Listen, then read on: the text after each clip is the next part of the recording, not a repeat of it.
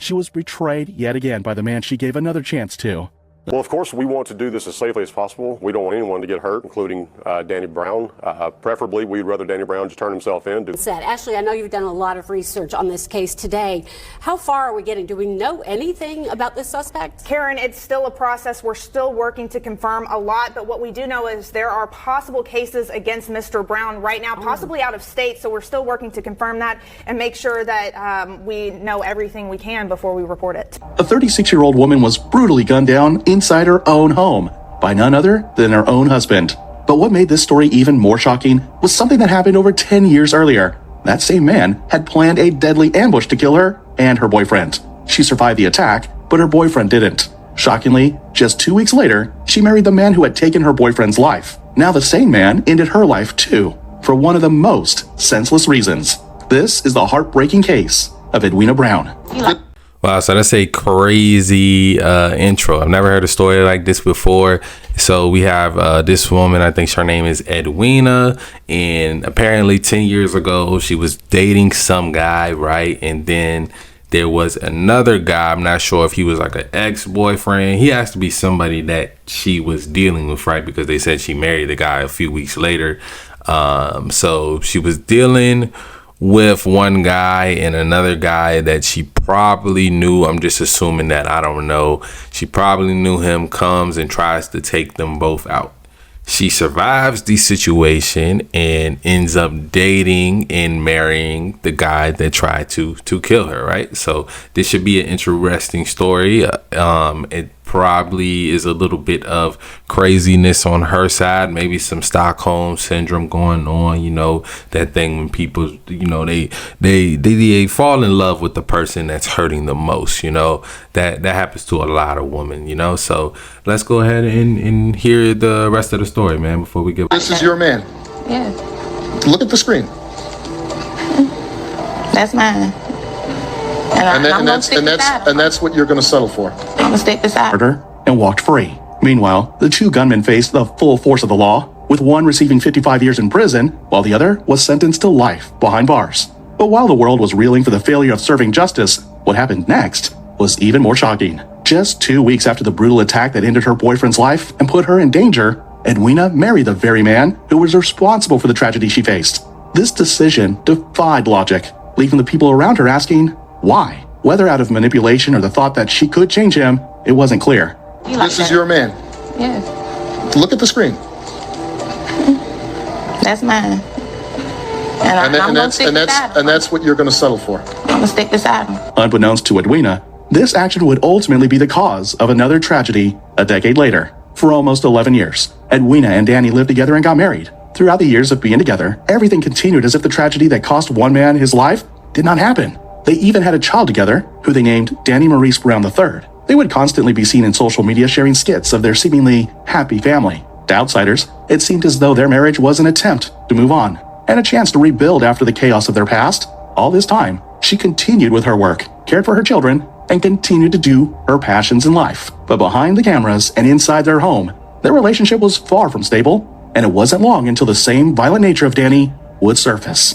And on March 27, 2024, the piece that Edwina had tried to build came crumbling down. That day started like any other, but as the hours passed, tensions began to rise.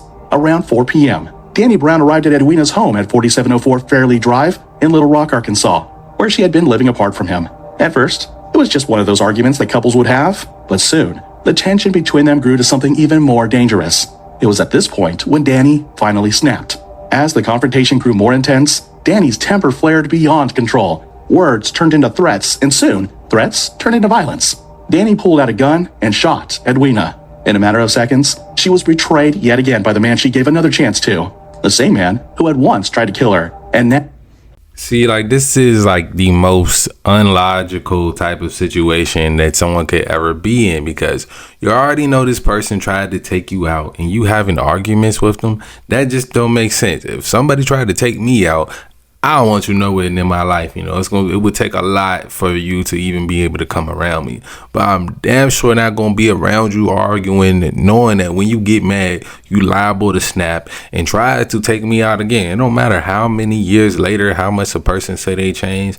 I'm just not trusting that. I'm just not trusting that. God say you put your faith in man, they fail you every time. So I just would not trust that. But women are more so emotional, and she probably developed a bond. They end up having a child together over this time. So maybe she thought that this guy wouldn't take out the mother of his child, right? Which any sane guy wouldn't. But obviously this is not a sane guy. He already tried to take out one guy that you was with. You're lucky, they was separated. So whoever she was talking to on the side, he lucky he won't at the house, because it would have been over for him too. I'm not gonna lie. We already know this guy do not spare bullets. Everybody in the space, they was gonna get it. I'm not gonna lie. So whoever that guy she was currently talking to, he lucky. He need to stay far away and never let this man find out what happened. But I don't know. Well, we don't know yet if they arrested this guy or if he got caught for this yet, but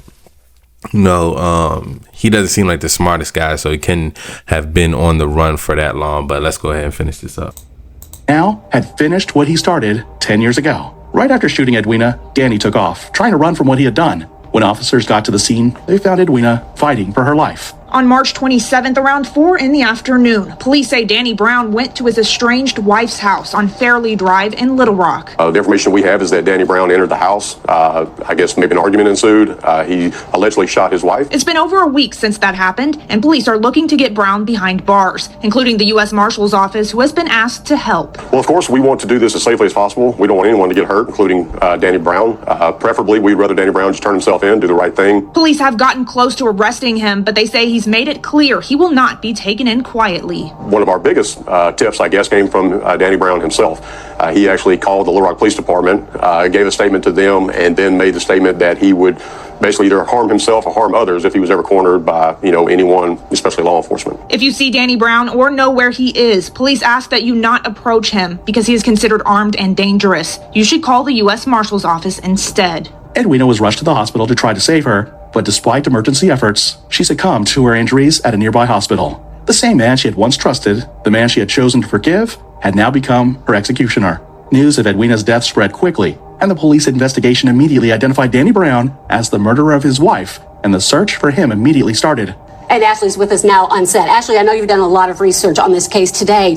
How far are we getting? Do we know anything about this suspect? Karen, it's still a process. We're still working to confirm a lot, but what we do know is there are possible cases against Mr. Brown right now, possibly out of state, so we're still working to confirm that and make sure that we know everything we can before we report it. Absolutely, we must confirm. Well, we know you'll do that, Ashley.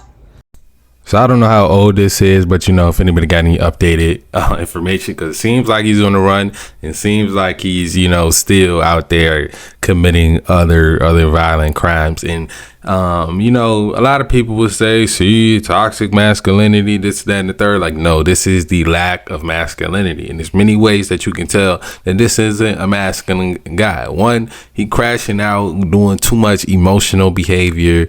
Two, he's arguing with women.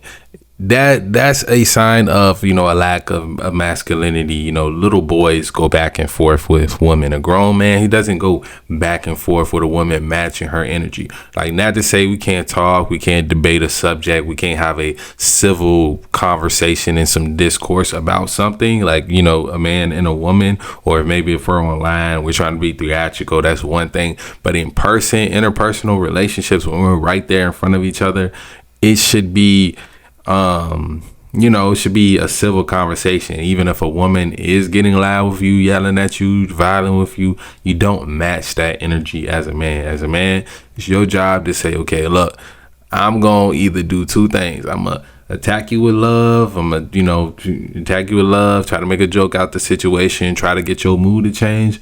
Or plan B, separation. Like, you going off, you doing too much right now. We need to spend some time, let you cool down. And, when you ready to talk, when you ready to be an adult, that's when we can, bring it back together. But until then, I'm not going to get in here. It's too much. We in the house. We got weapons in here. There's knives over there. You swinging things, pots and pans flying. Like, we ain't got time for none of that. We ain't got time for none of that. And that's how a more so masculine man. So don't say this guy is a toxic masculinity. No, this guy probably don't have no father. Let's keep it 100. Probably didn't have no father, no real guidance. Nobody taught this man how to be a man. Not trying to make excuses for any of his dumb choices. But that's what I say. Like, both of their situations, and this is also why I say you can be better than people. You can be better than people, because her, a bunch of bad choices, and that's what makes you better than somebody. It's not how much money you got, this, that, or third. It's the choices you make in life and how you treat other people. That's what make you a better person than somebody. So, you know, she probably was making some emotional decisions, probably didn't have the right guidance in her life, maybe fatherless herself. I don't know what father would let their daughter marry the man that tried to kill them before. So, you know, her father probably wasn't around. Me, if that was my daughter, nah, I'm gonna tie you up, put you in the basement before I let you marry this guy. Fuck that. I'm just gonna keep it 100. That was just a joke, just in case for YouTube purposes. But yeah, it was just a joke. But yeah, man, let me know what y'all think about this story. Crazy situation. We got Danny Brown, we got Edwina in there. A love story, I guess. Crazy love story. You know, my condolences to all the families involved when it comes to the murders. You know, I hope that their child is able to prosper in life. Because that's the one thing about it, man. Their child is going to know about all this eventually. Yeah, man, crazy situation. But let me know what y'all think down below. As always, love y'all. I'm out.